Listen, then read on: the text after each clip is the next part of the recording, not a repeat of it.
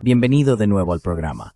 Hoy nos acompaña el profesor Jeffrey Sachs para hablar de lo que parece ser la última esperanza de un acuerdo pacífico en Ucrania. Vemos ahora que Putin y Trump habían acordado inicialmente celebrar otra reunión para encontrar una resolución pacífica. Budapest era el destino en el que parecían haber estado de acuerdo. Pero las reacciones desde Europa han sido de pánico, y esto contrasta con la gran emoción que hubo cuando se pensó que Trump podría enviar misiles Tomahawk, lo que podría desencadenar un intercambio nuclear.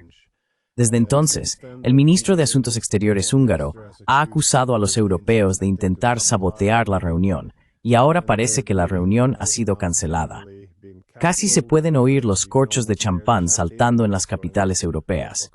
Es una situación bastante singular, dado que estamos perdiendo esta guerra. Entonces, ¿cómo interpreta usted esta situación?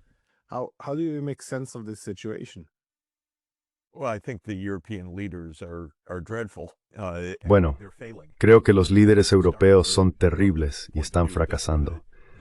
Podemos partir del punto de vista de que los mayores belicistas de nuestra época, Starmer en el Reino Unido, Scholz en Alemania y Macron en Francia, tienen un control muy débil del poder y de la autoridad política dentro de sus propios países.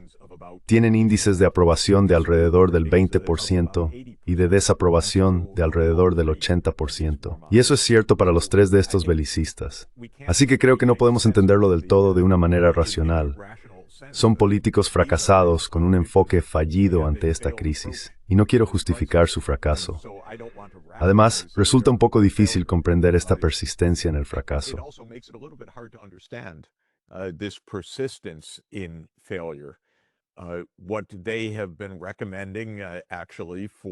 Lo que han estado recomendando durante más de 3 años, desde que Rusia y Ucrania estuvieron a punto de alcanzar un acuerdo negociado en abril de 2022, es continuar una guerra que no aporta soluciones a ninguno de sus propios objetivos. Europa atraviesa una crisis económica creciente. Esta guerra y la ruptura de las relaciones económicas con Rusia han provocado una fuerte recesión y un declive continuo de la economía europea. La guerra es una enorme distracción de lo que Europa debería estar haciendo, intentar recuperar cierto enfoque en la competencia tecnológica con Estados Unidos y China. En cambio, Europa está completamente obsesionada con las sanciones a Rusia y con librar esta guerra. Así que la economía no ha jugado a favor de los intereses europeos. Pero más allá de eso, por supuesto, el campo de batalla ha sido devastador.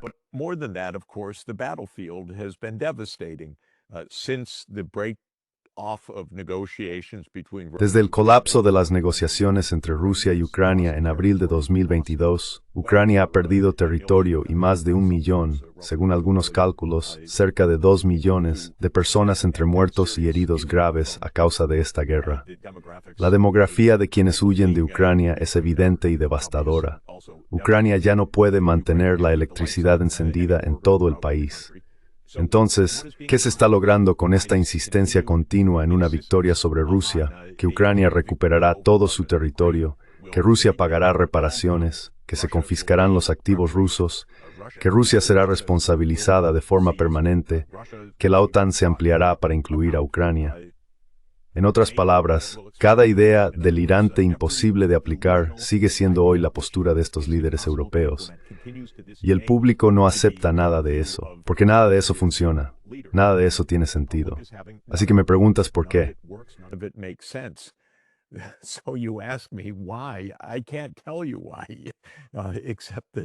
No puedo decirte por qué, salvo que se trata de políticos fracasados. Bien. Intentaré racionalizar un poco. ¿Por qué piensan o dicen pensar que es mejor luchar contra Rusia en la llamada línea del frente y dejar que los ucranianos lo hagan? Porque de lo contrario, dicen, Rusia aparecerá en Berlín, París o Londres. La única manera en que Rusia aparecerá en esos lugares es como turistas o posiblemente como inversores, no como tropas. Así que la justificación que se da es, tenemos que detener a Rusia aquí. De lo contrario, el expansionismo ruso se apoderará de Europa. Es un argumento habitual y se encuentra en algunas secciones de comentarios de los periódicos británicos y similares. Es un disparate. Es falso. nunca se pone a prueba mediante negociaciones. It's never put to the test through negotiations, but that seems to be the claim. Is there some Pero eso parece ser la afirmación. ¿Hay alguna fuerza oculta de lucro bélico que forme parte de esto? En realidad no lo creo. No creo que sea algo fundamental. Hace 3 años se podría haber dicho que Europa simplemente respondía a la presión de Estados Unidos, y eso parecía una forma viable de entender el belicismo europeo. Pero con Trump intentando poner fin a la guerra de un modo u otro, el extremismo europeo continuado respecto a la guerra no puede explicarse por la presión estadounidense. Así que creo que es una ilusión, y por supuesto hay un factor más que mencionar. Los vecinos de primera línea de Rusia, los estados bálticos y Polonia, son, por razones históricas que quizás se puedan comprender, aunque no las comparta, rabiosamente rusófobos. are rabidly Russophobic, and there is a view in Europe. We must hold Y existe una visión en Europa según la cual debemos mantenernos unidos y por tanto debemos dejar que nuestros estados del este, en primera línea, dicten la política a nivel europeo. Así que hay una cierta dimensión en todo esto, que esta es simplemente la manera en que Europa se mantiene unida, dejando que hablen las voces más rusófobas. ¿Cómo podría explicarse de otro modo que Europa haya entregado su política exterior a una vicepresidenta, una alta representante europea procedente de Estonia, que es de la mañana a la noche vulgarmente rusófoba, diría yo, y completamente contraria a la diplomacia? Por supuesto me refiero a Kaja Kallas. Así que no hay una buena justificación para la posición europea. Hay algunas explicaciones que pueden estar detrás de lo que estamos viendo, pero son políticas fracasadas. Esa es la conclusión. But these are failed policies. That's the bottom line.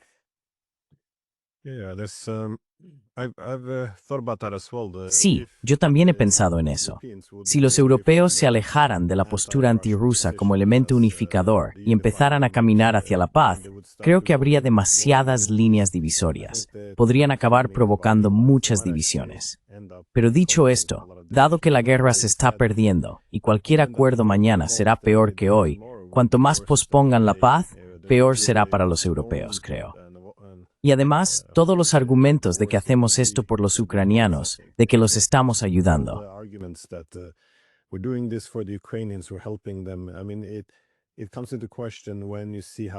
Quiero decir, la cuestión surge cuando ves cómo todos los medios y políticos occidentales ignoran de inmediato todas las encuestas que muestran que la gran mayoría de los ucranianos quiere negociaciones. Pero como esta reunión ha sido pospuesta o cancelada, los líderes europeos, si es que podemos llamarlos así, junto con Ucrania, ya tienen preparado un plan de 12 puntos. De nuevo, esto no es el resultado de conversaciones con Rusia, porque nuestros líderes en Europa no creen en hablar con la otra parte.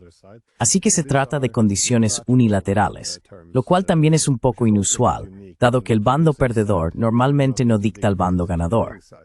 Pero entre esos 12 puntos, uno de ellos es lo que insinuabas: la legalización, o más bien el robo, de los activos rusos.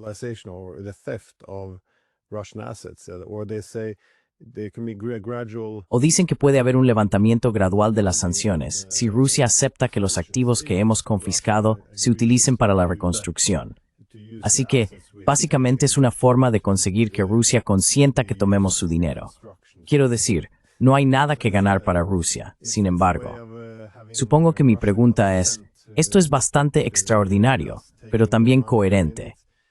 Durante los últimos 35 años, las estrategias de la UE hacia Rusia, especialmente en los años 90, siempre han sido bastante singulares en el sentido de que nunca contaron con ninguna aportación de Rusia.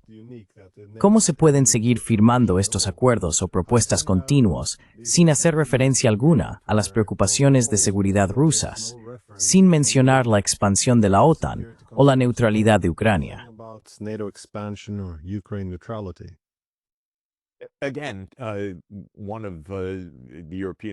De nuevo, uno de los funcionarios europeos implicados en esto dijo a la prensa, creo que fue informado por el Financial Times, que esto no es más que un reempaquetado de lo que ya se ha dicho, sin nada nuevo. Europa simplemente persevera, repitiendo los mismos puntos. Lo mismo ocurre con Zelensky, que gobierna bajo la ley marcial en contra del deseo abrumador de su propio país de detener esta guerra en la mesa de negociaciones. Así que no estamos viendo nada nuevo. Quizás solo otro intento de racionalizarlo una vez más. Existía una visión que se remonta a los años 90, cuando Estados Unidos trazó el plan para ampliar la OTAN a Ucrania y Georgia, y para que la Unión Europea se expandiera e incluyera a estos países.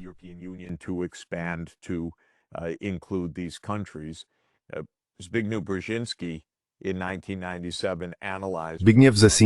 en 1997, analizó cuál sería la respuesta de Rusia. Escribió un libro sobre ello, El Gran Tablero Mundial. En su análisis, dijo que Rusia estaría extremadamente descontenta con todo esto, pero que no podría resistirse.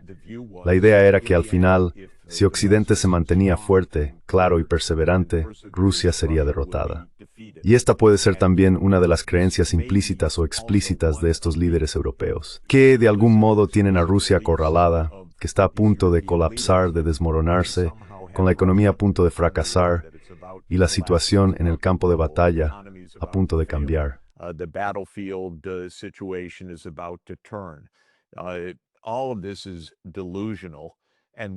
Todo esto es una ilusión. Una de las ilusiones de 1997 de Brzezinski es bastante interesante porque es muy explícita. Era analista, así que escribió sus pensamientos, sus suposiciones y sus predicciones. Dijo que Rusia no tendría alternativa porque, por ejemplo, nunca se aliaría con China. Una alianza entre Rusia y China, dijo, estaba fuera de toda posibilidad. Y también afirmó que nadie en Occidente sería tan estúpido como para provocar que eso ocurriera. Pero Edadem Jerosi, en Meestivuising Hallis Apist Wanither, en Nodenlis des Orditur Operos. Following European diktats, we don't depend on Europe's goodwill. No dependemos de la buena voluntad de Europa, ni siquiera dependemos de la buena voluntad de Estados Unidos, lo cual quizás sea aún más trascendental. Si Europa persiste de esta manera, trataremos con los países del BRICS, trataremos con los países euroasiáticos del este. China es nuestro principal socio económico. Comercializamos con India. Entre ambos representan el 37% de la población mundial. Somos un miembro destacado de los BRICS.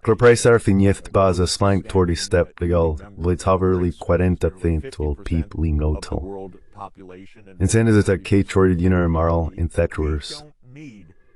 The European Union to agree with us, and if the European Union persists in this Y si la Unión Europea persiste en este enfoque unilateral, arrogante y sordo en el sentido de que no ha escuchado nada de lo que Rusia ha dicho desde 1990, bueno, de acuerdo, tenemos alternativas.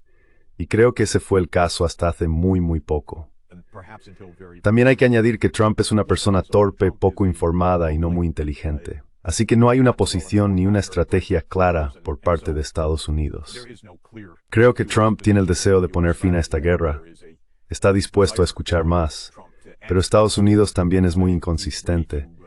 Y los europeos han descubierto que al mantener su línea dura, logran que Trump vuelva a alinearse.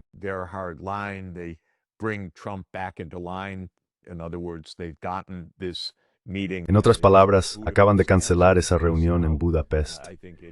Creo que es un efecto europeo el que ha influido en la Casa Blanca.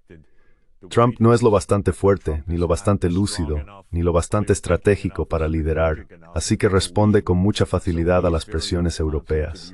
Y quizá los europeos piensen, seguiremos insistiendo en esto, al fin y al cabo son los ucranianos quienes mueren.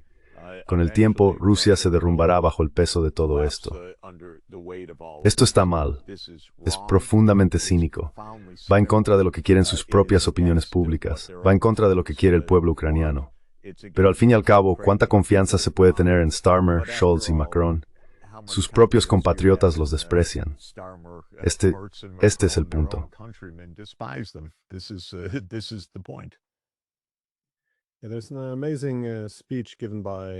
Hay un discurso increíble que Joe Biden dio en el 97 en el Atlantic Council, donde habla sobre la expansión de la OTAN. Señala que los rusos dijeron que si se decidía expandir la OTAN, eso sería en la práctica una traición. Rompería las relaciones entre Occidente y Rusia. Y su respuesta fue simplemente, bueno, somos el único juego en la ciudad, lo cual era cierto en los años 90. Luego dice que los rusos le dijeron, si expandís la OTAN, tendremos step eventualmente obtavdini. Él empieza a burlarse.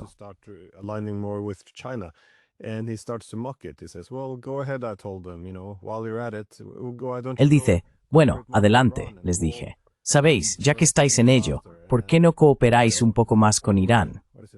Y toda la sala estalla en carcajadas. Y ya sabes, si adelantamos el tiempo, ¿qué son? 28 años. Ya no resulta tan gracioso. Pero mencionamos esto en el tema de la paz a través de la fuerza, que es algo con lo que la OTAN, no solo Estados Unidos, sino la OTAN, ha estado obsesionada durante bastante tiempo. Esta idea de que si somos lo suficientemente poderosos, esa es la base de la paz, porque podemos dictar las condiciones. Me pregunto cómo, bueno, si está relacionado con ello. Pero ¿cómo lo ves tú? I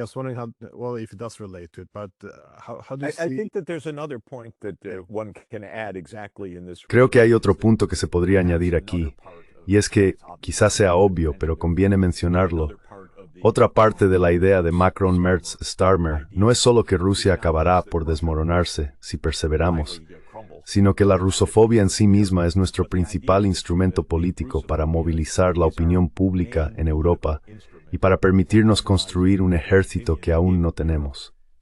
En otras palabras, deberíamos aprovechar esto como una oportunidad, quizá la oportunidad para crear la autonomía militar y estratégica de Europa. Y por eso tenemos que exagerar el miedo a Rusia para llevar a nuestras poblaciones con nosotros. Puede que sea una táctica política burda. Sabemos que Macron quiere una Europa autónoma.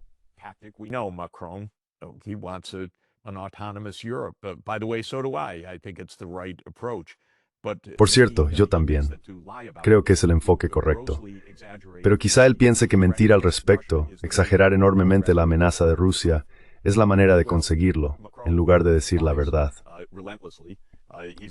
Bueno, Macron miente sin descanso. Me ha mentido a mí porque me dijo en privado que sí, que la OTAN fue la razón de esta guerra y luego en público dijo exactamente lo contrario.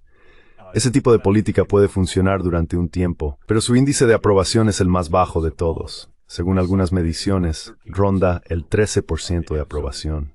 En otras palabras, un 87% de desaprobación. Creo que el público percibe que estos políticos no están siendo sinceros con sus ciudadanos. Cuentan fábulas por la razón que sea, y eso no cala.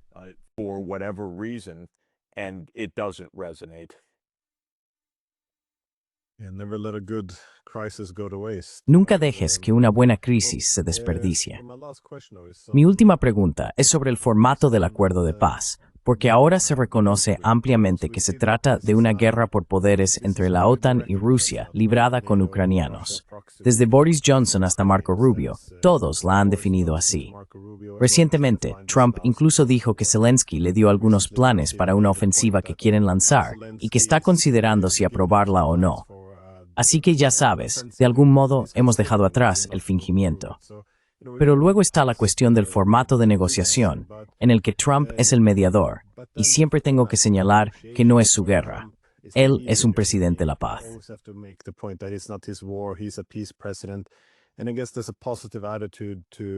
Y supongo que hay una especie de actitud positiva o un personaje para fomentar eso, aunque sea profundamente defectuoso.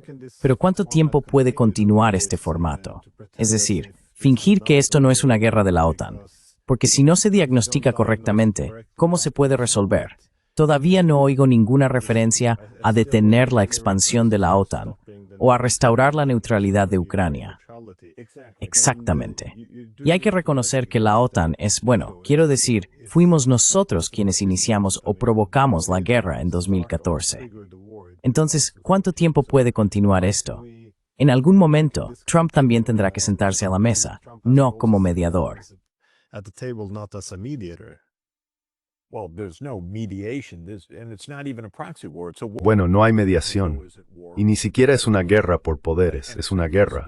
La OTAN está en guerra con Rusia. Y no se trata solo de equipamiento de la OTAN, financiación de la OTAN, inteligencia de la OTAN y objetivos de la OTAN. Se trata de personal de la OTAN. Porque muy a menudo hay estadounidenses y europeos muertos que son repatriados. Sabemos que hay personal de la OTAN en Ucrania, Tiene que haberlo con estos sistemas de armas. Esto no es algo gestionado únicamente por los ucranianos. Eso se sabe perfectamente. Así que ni siquiera es una guerra por poderes. Es cierto que la mayoría de las muertes son ucranianas, y eso es lo que la hace tan conveniente desde el punto de vista de los belicistas en Estados Unidos y Europa. Warmongers in the United States and Europe, but this is a direct war and a very dangerous one. Pero esta es una guerra directa y una muy peligrosa, porque es una guerra entre dos potencias nucleares, Estados Unidos y Rusia. Y cuando Trump habla de esta manera, diciendo, sí, quizá tengamos los Tomahawk, o quizá consideremos una nueva ofensiva, eso es una guerra entre Estados Unidos y Rusia. Si Rusia tuviera alguna nación caribeña lanzando misiles contra Estados Unidos, las cosas no estarían tan tranquilas en Estados Unidos. Pero lo que hace Estados Unidos con respecto a Rusia es absolutamente extraordinario y profundamente peligroso. Entonces, ¿cuánto tiempo puede continuar esto? Bueno, puede seguir a ucranianos en grandes cantidades. Podría escalar hasta convertirse en algo absolutamente horrendo.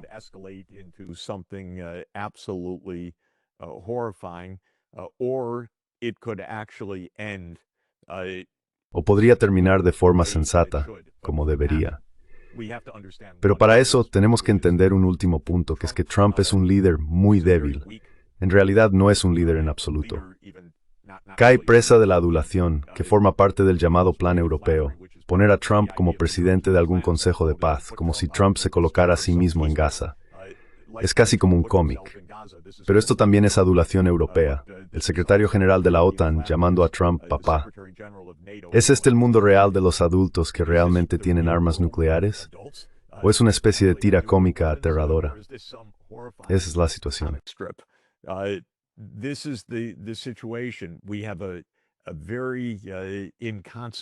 Tenemos una situación muy poco trascendental.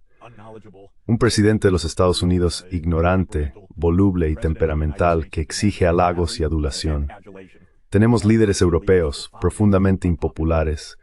Tenemos una vía bastante clara para que la paz pueda lograrse realmente, que sería que Ucrania se mantuviera neutral. Se alcanzaría un acuerdo territorial.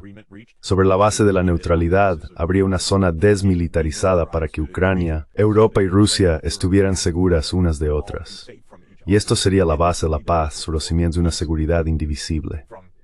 No es difícil trazar este plan, pero requería un poco de visión, conocimiento y responsabilidad histórica.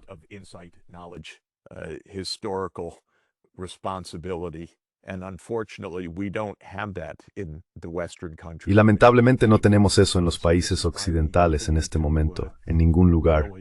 Y por eso seguimos no solo dando vueltas sin fin a este asunto y proponiendo ideas absurdas, sino también por eso Ucrania sigue siendo un cementerio devastador para los ucranianos, día tras día, semana tras semana.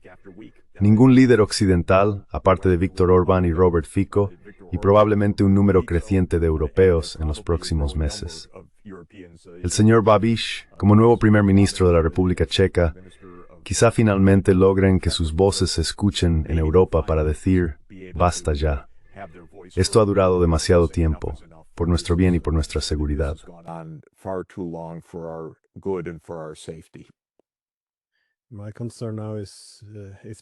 Mi preocupación ahora es que si se cierra esta ventana de oportunidad para un acuerdo pacífico, parece que la única alternativa será una guerra directa. Porque vemos ahora que hace apenas unos días, el FSB, el Servicio de Inteligencia ruso, publicó un informe diciendo que fueron los británicos quienes estuvieron detrás del ataque a su disuasión nuclear. También vemos, de forma muy abierta, que los países occidentales están implicados en los ataques a las refinerías rusas. Y por supuesto, con los Tomahawk, ya no hubo ningún disimulo.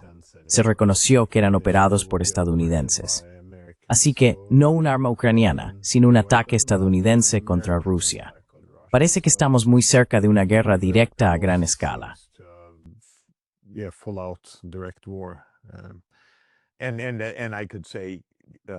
Podría decir que hay delirios en todas las principales capitales, en Washington, Londres, París y Berlín. Pero la más delirante de todas, en realidad, es Londres, porque el Imperio Británico sigue existiendo en la mente de estas personas.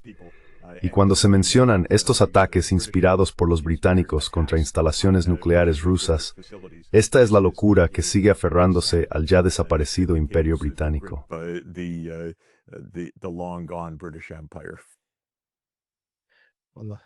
Bueno, sé que tienes un gran día por delante en el Vaticano, así que muchas gracias por tomarte el tiempo y sí, que tengas un gran día. Gracias. Soy Encantorworth. Gracias.